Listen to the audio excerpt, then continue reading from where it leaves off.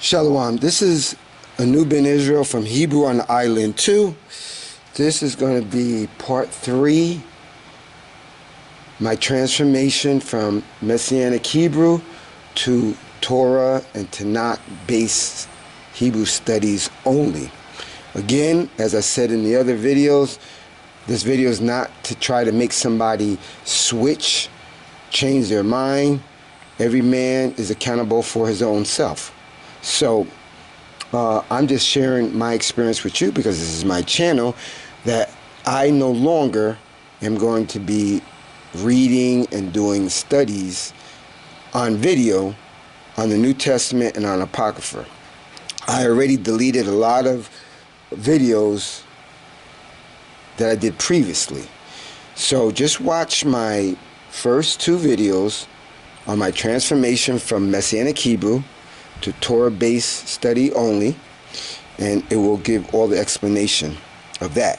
Now, the video cut off on part 2, so go back to part 2, see the very end, and I'm going to continue with this last verse, which was talking about Isaiah 44 and who was the Most High's anointed.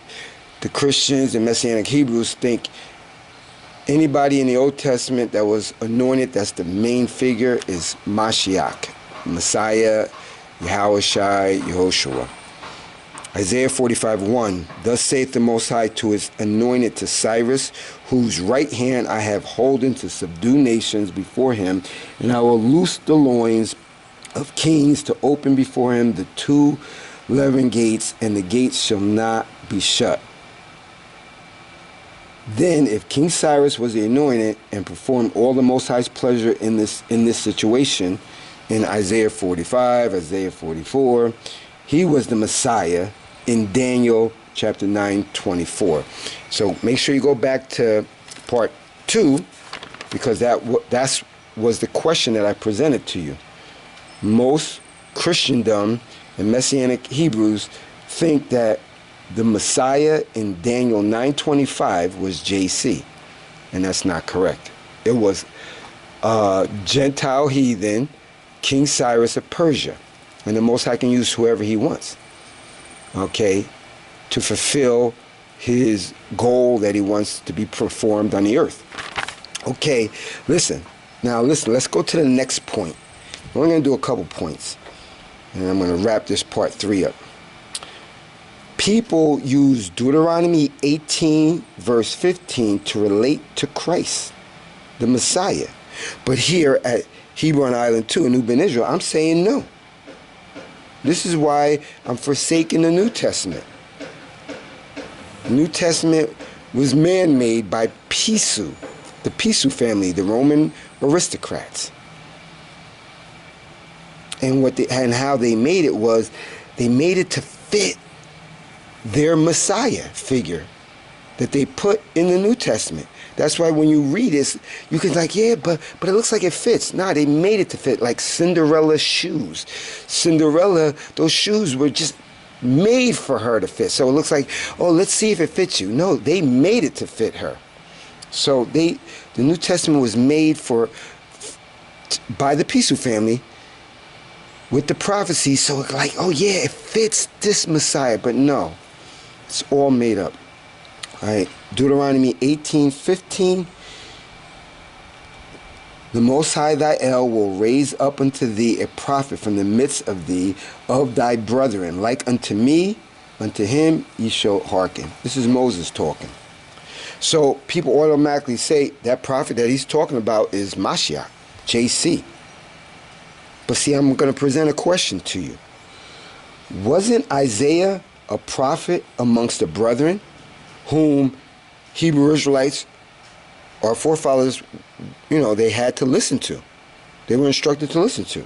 Wasn't Amos, Micah, Jeremiah, Habakkuk, Zephaniah, Zechariah, Malachi, Ezra, on and on and on?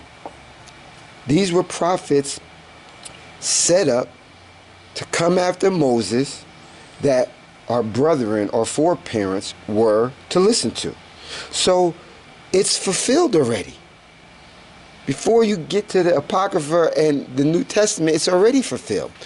But since Christendom and Messianic Hebrews have already drunken of the Kool-Aid of the Roman aristocrat Pisu family and the wicked in this world, they automatically assume this is talking about Mashiach. And it's not. All right, let's go to the next one. The Isaiah 7 prophecy.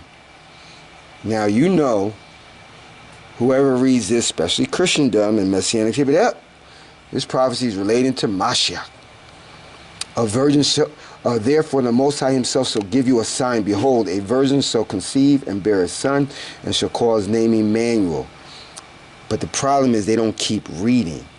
Read verse 15.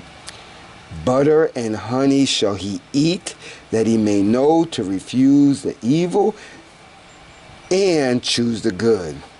The land that thou abhorrest shall be forsaken of both her kings.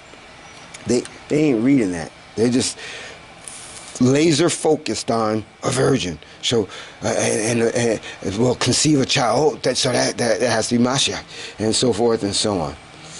Now, what I'm going to do before I get into this famous prophecy, Isaiah 7, that all of Christendom and Messianic Hebrews instantly relate to Mashiach, which to me here at the Island Hebrew is not real. I'm going to show you some trickery in the New Testament. Turn to Matthew chapter 1, verses 21 and 23. This is what it says. Matthew chapter 1, verse 21 and 23. And she shall bring forth a son, and thou shalt call his name Jesus, for he shall save his people from their sins. Now all this was done that it might be fulfilled, which was spoken of the Most High by the prophet, saying, verse 23 of Matthew 1, behold, a virgin shall be with child, and shall bring forth a son, and they shall call his name Emmanuel, which being interpreted, God with us. They want you to break the commandments and have another God in front of you. They try to, and then some Christendom and Messianic Hebrews try to say, oh, no, we don't look at him as God. We look at him as the Son of God, and he's second in command and whatever. But you need to have faith in him in order to have salvation, eternal life. It's idolatry. Now, in verse 15 of the famous Isaiah 7, it says, butter and honey shall he eat. This is an indicator. Just like Hebrew Israelites, we can tell the heathen Gentiles, one reason why we know that we are the people of the book, only the Negroes that have been scattered to the four corners, and the Negroes that remain in the biblical lands, wherever they may be in Africa area. When you read Isaiah 11 and 12, verse 12, are only the Hebrew Israelites. But there is an indicator, an identifier. The Hebrew Israelites will suffer the curses of Deuteronomy 28 and 26 severely forever in this system. That's how you actually know who is true Israel, which are only the Negroes. We are the only ones that had suffered and suffer still today tremendously. So an identifier in Isaiah chapter 7 is in verse 15. It says, and that child, that son, shall he will eat butter and honey shall he eat, that he may know to refuse the evil and choose the good. Where in Matthew, or in any Matthew, Mark, Luke, John, is telling you that Messiah ate butter and honey. That's an identifier. It doesn't say it nowhere. And then if you keep reading, it says, the land that thou abhorrest shall be forsaken both of her kings. Why isn't the two kings mentioned anywhere? The two kings. The prophecy of the virgin concerning was given to King Ahaz of Judah in his day when Pekah, the king of Israel, and Rezin, the king of Syria, came up against him. All you have to do is read the complete Isaiah 7, and it tells you what the who the prophecy is about. It's definitely not about the so-called Messiah, JC, Yahushua. People, you have to read and not just go drink the Kool-Aid of Christianity. like the James Jones Town Kool-Aid that will kill you. Their prophecy in Isaiah 7 is talking about King Ahaz of Judah. And the two kings that wanted to war against him and take him down was King Pekah and King Rezin. And we're going to prove that in 2 Kings, proving that this prophecy was already fulfilled and who it was. King Ahaz was scared of those two kings in Isaiah 7. It's not talking about a Messiah. So Haya, or you could say Yah, I say Haya, find that in Exodus 3, and I'll explain that in another video, gave him a sign saying, before the child knows to choose good, both kings that he feared would be killed. Now we're going to go over it. Isaiah chapter 7 verse 1. You guys need to read, not just read one verse like the Christian church. They read one verse, they sing all day, dance around all day, and pass the collection plate like 42 times before the church service ends. You got to read. Isaiah chapter 7 verse 1. And it came to pass in the day of Ahaz, the son of Jotham, the son of Uzzah, king of Judah, that Rezin, the king of Syria, and Pekah, the son of Ramah, king of Israel, went up towards Jerusalem to war against it. Those are the two kings, but could not prevail against it. And it was told the house of David, saying, Syria is confederate with Ephraim, and his heart was moved, and the heart of his people as the trees of the wood, and moved with the wind. Verse 3 of Isaiah chapter 7. Then said the Most High to Isaiah, go forth now to meet Ahaz, thou and Shur-Jasum, thy son, at the end of the conduit of the upper pool in the highway of the fuller field, and saying to him, take heed and be quiet, fear not, neither be faint-hearted, for the two tails of these smoking firebrands, for the fierce anger of Rezin with Syria and of the son of Ramallah. Verse 8 of Isaiah chapter 7, for the head of Syria is Damascus, and the head of Damascus is Rezin. All right, I'm going to skip to verse 9. And the head of Ephraim is Samaria, and the head of Samaria is Ramallah's son. If ye will not behave surely, ye shall not be established. No, if ye will not believe shortly, ye shall not be established. The Most High is telling King Ahaz, you got to believe that I'm going to take care of this problem. And if you don't, it's not going to be taken care of. Verse 10 more of Isaiah chapter 7. Moreover, the Most High spake again unto Ahaz, saying, ask thee a sign of the Most High. Ask it either in the depths of the heights above. Verse 12, but Ahaz said, I will not ask, neither will I tempt the Most High. And he didn't, because the Most High said, if you don't have faith that I'm going to take care of your two king that want to war against you problem, I'm not going to take care of it. So he said, I'm not going to ask you any questions, because he wants to believe. And again, the two kings that came up against King Ahaz in Isaiah chapter 7 were Pekah and Rezin. So when we read, we're going to show you the fulfillment. The Most High takes care of it. He kills both of those kings. And you find that in 2 Kings chapter 15 verse 30. 2 Kings chapter 15 verse 30. And H.O.I, the son of Elah, made a conspiracy against Pekah, the son of Ramal, and smote him, that means killed him, and slew him, and reigned in his stead in the 20th year of Jotham, son of Uzzah. Now that was 2 Kings chapter 15 verse 30. Now go to 2 Kings chapter 16 verse 8 and 9. So we got one king already killed, King Pekah.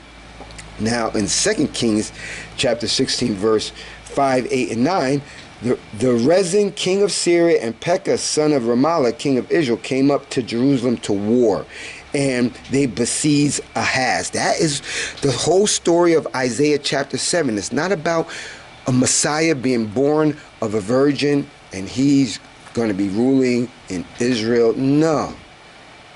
And ruling the world. It's about King Ahaz being afraid. King Ahaz of Judah, the tribe of Judah, who lives in Jerusalem. He's very frightened of the two kings that want to come up against him and take his city and kill him and the people. That's what the whole Isaiah 7 is about. Now, back to 2 Kings chapter 16, verse 5, 8, and 9. The Rezin king of Syria and Pekah, son of Ramal, king of Israel, came up to Jerusalem to war, and they besieged Ahaz. And Ahaz took the silver and gold that was found in the house of the Most High and in the treasures of the king's house, and sent it for a present to king of Assyria. Verse 9, and the king of Assyria hearkened unto him, for the king of Assyria went up against Damascus and took it and carried the people of it captive to Kir and slew Rezin. So now you got both kings are dead. The prophecy is fulfilled in Isaiah chapter 7. It's not talking about Mashiach. I'm going to do a part 4 because I don't want to make this video long. So hopefully this was edifying. Go over it again. Take your pen and paper out. Write the notes down and verify it for yourself. This is a new Ben Israel at Hebrew on the Island 2. Until next time, Shalom. And also, listen, YouTube has been like taking down my videos, giving me strikes on my channel. So if I ever get removed, terminated again, because my first channel, Hebrew on the Island was terminated instantly because they don't like my content. You know, the truth is revolutionary and it hurts the heathen Gentiles.